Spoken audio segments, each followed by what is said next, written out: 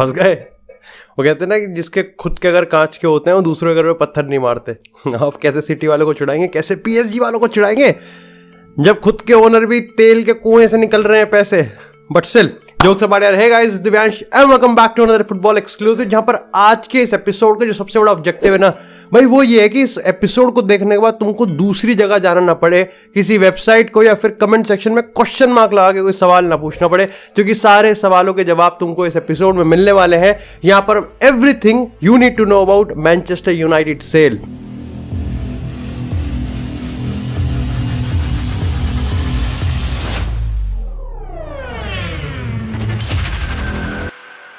लेकिन एपिसोड में आगे जाने से पहले huge shout out to one football application, एक ऐसी एप्लीकेशन जहां पे पर्टिकुलरली अगर हम जैसे मैनचेस्टर यूनाइटेड सेल की बात करें, जहां पे तमाम रिपोर्ट्स आ रही हैं, भाई ये बिड कर सकता है, ये बिड कर सकता है। ऐसे में you need to be up to date, जिससे तुमको पूरी स्टोरी का A to Z पता हो। और ऐसे में one football application is the best application जो कि तुम अपने स्मार्टफोन में इंस्टॉल कर सकते हो। साथ ही transfer rumour, statistics, match, competition, tables, everything single click. So be do make sure कि आप यार वन फुटबॉल एप्लीकेशन को इंस्टॉल करें। मेरे दिए गए link in the description and in the pin comment, and be a football fan 24/7। लेकिन सबसे पहले starting from the start, Manchester United के अगर हम ओनर्स की बात करें, ग्लेजर जिन्होंने 2005 में, उस टाइम यहाँ पर इन्होंने लगभग 800 मिलियन के आसपास में यूनाइटेड को खरीदा था, जिसकी कीमत आज ये बता रहे हैं लगभग 6 से 7 बिलियन डॉलर्स का, या फिर हम कह सकते हैं कि स्टर्लिंग का कुछ हिसाब सा है यार, एग्जैक्ट मेरे को नंबर्स नहीं पता। लेकिन कहीं ना कहीं यूनाइटेड का सेल स्पोर्ट्स इंडस्ट्री की बिगेस्ट सेल हो सकती है। यहाँ पर अगर हम ओपनिंग बिड की बात करें तो अभी तक 2 बिड कंफर्म हो चुकी है, जहाँ पर एक आई है यहाँ पर इनियोस से, यानी कि सर जिम रैटक्लिफ के, और एक आई है यहाँ पर आपकी कतर इन्वेस्टमेंट एजेंसी से। ये उससे अलग है, कतर स्पोर्ट्स इन्वेस्टमेंट, जो कि PSG को ओन करती है, और ये एक टोटली डिफरेंट आइडेंटिटी है, जिसके बारे में हम आगे आने वाले बात भी करेंगे। और कतर की बिड को लीड कर रहे हैं यहाँ पर शेख हसीम बिन, जो कि पिछले जो फॉर्मर प्राइम मिनिस्टर हैं कतर के, उनके बेटे हैं। डेफिनेटली भाई यहाँ पर काफी सारे इफ्स है, काफी सारे बट्स है, काफी सारे प्रोज है, काफी सारे कॉन्स है। लेकिन स्टार्ट करते हैं यहाँ पर अब तक क्या हमको पता चल चुका है और आने वाले टाइम में हमको क्या पता लगने वाला है। देखो, सबसे पहले हम दोनों ही कैंडिडेट जो कि इस समय प्योर आमने सामने भिड़े हुए हैं, उनकी मैं बात करूं, लेकिन सही बात बताऊं तो इस रेस में सिर्फ यही 2 कैंडिडेट नहीं है, बल्कि एक्चुअली में यहाँ पे बताया जा रहा है कि लगभग 5 टोटल कैंडिडेट है, जिसमें से 2 ने पब्लिकली यहाँ पर अनाउंसमेंट कर दी है। अब देखो, ये तो तुमको पता है कि यहाँ पर नवंबर में रेने बैंक, जिन्होंने चेल्सी की सेल भी प्रोसेस करी थी, उसी को ही यहाँ पर ग्लेजर्स फैमिली ने ये सारा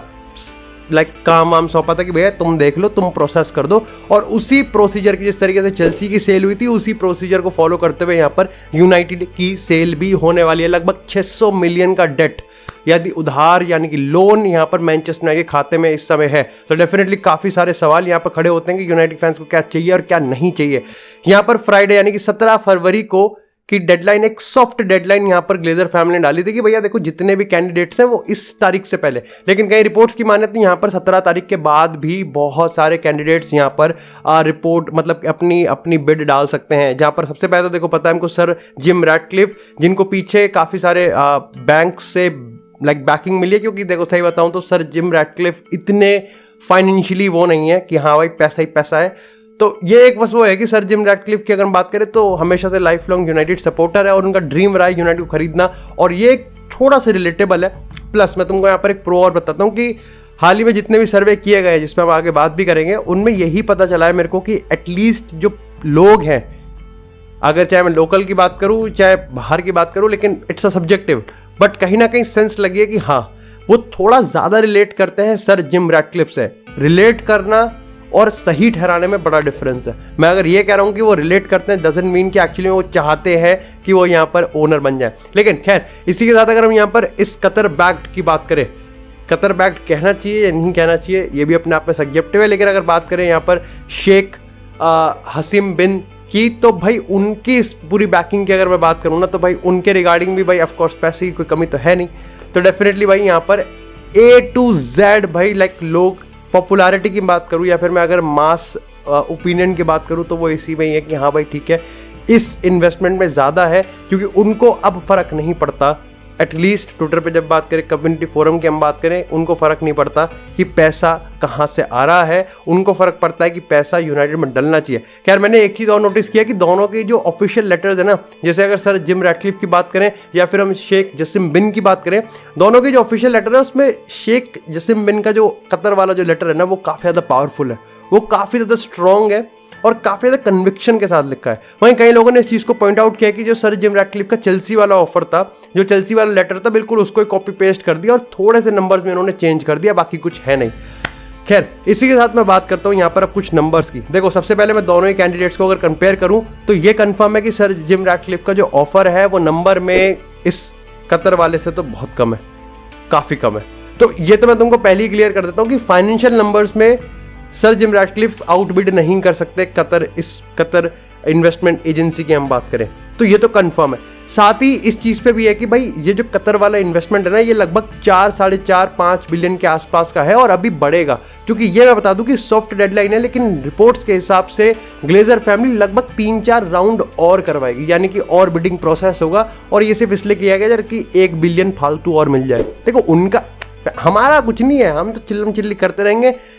असली जो बंदा है वो ग्लेजर्स है, वो सेटिस्फाइड होगा सेल हो जाएगी, वो सेटिस्फाइड नहीं होगा तो वो सेल नहीं होगी। खैर मैं तुमको यहाँ पर एक चीज और बता दूं कि अभी तक ये भी कंफर्म नहीं है, सारा मामला यहाँ भी अटका हुआ है कि ग्लेजर्स फैमिली को आउटराइट सेल करना है या नहीं करना है। खैर अगर हम यहाँ पर कतर या फिर सर जिम रैटक्लिफ की बात करें तो उन्होंने तो कंफर्म कर दिया कि उनको 100% टेक ओवर चाहिए मैनचेस्टर यूनाइटेड का, लेकिन ग्लेजर फैमिली के किसी भी ऑफिशियल स्पोक्स पर्सन की तरफ से हमको ये इस पर कमेंट नहीं मिला है कि क्या वो कंसिडर कर रहे हैं या फिर नहीं कर रहे हैं, क्या उनको 100% सेल करना है या फिर एक इन्वेस्टर चाहिए। और ये हमको पता चल गया कि हाँ भाई, अगर हम शेख जसीम बिन की बात करें जो कि कतर इस्लामिक बैंक के चेयरमैन भी है, वो इसमें इंटरेस्टेड नहीं है, वो 100% टेक ओवर लेना चाहते हैं। एक काफ़ी की डिफरेंस ये है कि अगर हम इनियोस की बात करें जो कि केमिकल वो है, इनकी पूरा बिजनेस है सर जिम रैटक्लिफ का, तो ये क्या करेंगे कि इनको फंड्स किया जा रहा है, इनको पीछे से फंड किया जा रहा है। ये खरीदेंगे मैनचेस्टर यूनाइटेड को, जो यूनाइटेड का लोन है ना 600 मिलियन का, अगर वो लोन है तो वो लोन यूनाइटेड के खाते से हटा के ये अपने खाते में डाल देंगे। इट्स लाइक कि किसी और का, मतलब मेरे किसी दोस्त का उधार मैं उससे हटा के मैं अपने सर पे ले लूं कि कोई नहीं है मैं पे कर दूंगा। वहीं अगर हम यहाँ पर बात करें तो ये आउटराइट डेट हटा देंगे, ये डेट पे ही कर देंगे, इनका कोई डेट वाला हिसाब नहीं है। और जैसे मैंने तुमको बताया कि पैसों को हिसाब ही नहीं है यहाँ पर, तो ये काफ़ी बड़ा की डिफरेंस है। इसी के साथ यहाँ पर अगर हम ऑफिशियल लेटर्स की बात करें तो काफ़ी लोगों ने इस चीज़ पे पॉइंट आउट भी किया कि जहाँ अगर हम कतर वाले लेटर की बात करें तो उन्होंने आउटराइट इस चीज़ को माना है कि भाई ठीक है, सीधा हम ओल्ड ट्रैफोर्ड को ठीक करेंगे, हम अकेडमीज़ को ठीक करेंगे, हम यहाँ पर स्पोर्ट्स कॉम्प्लेक्स को, ट्रेनिंग ग्राउंड को, हर एक तरीके से फ्रॉम A to Z हम इसको रीस्ट्रक्चर करेंगे। यहाँ पर डेफिनेटली जो फैन इन्वॉल्वमेंट है उसी में रखा है। वहीं अगर सर जिम रैटक्लिफ की बात करूँ तो उन्होंने पता क्या है, मेरे को लगता है कि सर जिम रैटक्लिफ, ये मेरा ओपिनियन है, रिपोर्ट्स नहीं है, ये मेरा ओपिनियन है, मेरे को लगता है कि सर जिम रैटक्लिफ ना फाइनेंस पे नहीं लड़ रहे और वो लड़ नहीं सकते, वो जीत भी नहीं सकते।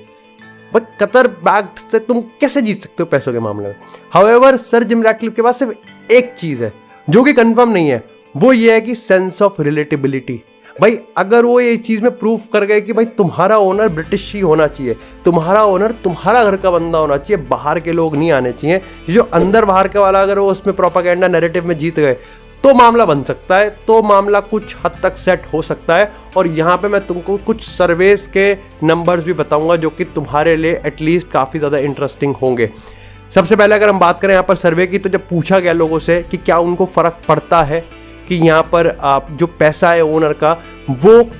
कहाँ से आ रहा है, तो इसमें काफ़ी लोगों ने कहा है कि हाँ भाई उनको फ़र्क पड़ता है कि जो पैसा आ रहा है वो कहाँ से आ रहा है। साथ ही जो दूसरा सवाल पूछा गया कि वो ये था कि क्या उनको इस चीज़ से फ़र्क पड़ता है कि जो उनके नए ओनर है उनका कैरेक्टर कैसा है और उनका ह्यूमन राइट्स में क्या स्कोर कार्ड है। तो यहाँ पर भी लगभग काफ़ी मेजॉरिटी ऑफ द लोगों ने यही कहा है कि हाँ भाई उनको फ़र्क पड़ता है। और जब सर जिम रैटक्लिफ और कतर की बात होती है तो यहाँ पर 60% से ज़्यादा लोगों ने वोट किया है कि वो सर जिम रैटक्लिफ को चाहते हैं। ये तो खैर लगभग लोगों की वेब, खैर इसमें भी ये काफ़ी सोचने वाली बात है कि भाई कितना ऑथेंटिसिटी है और कितने लोगों ने यहाँ पर वो है कि खैर अगर पता है काफ़ी लोग, मैं देख रहा था कि इसमें इस चीज़ पे पॉइंट आउट कर रहे थे कि मीडिया पर्टिकुलरली यहाँ पर कतर वाले इस पूरा, अगर शेख की हम बात करें, शेख जसीम बिन हमद अल तनी, ये पूरा नाम है, इनके हम बात करें, इसके रिगार्डिंग नैरेटिव बिठाया जा रहा है कि नहीं, इनको ओनर नहीं बनना चाहिए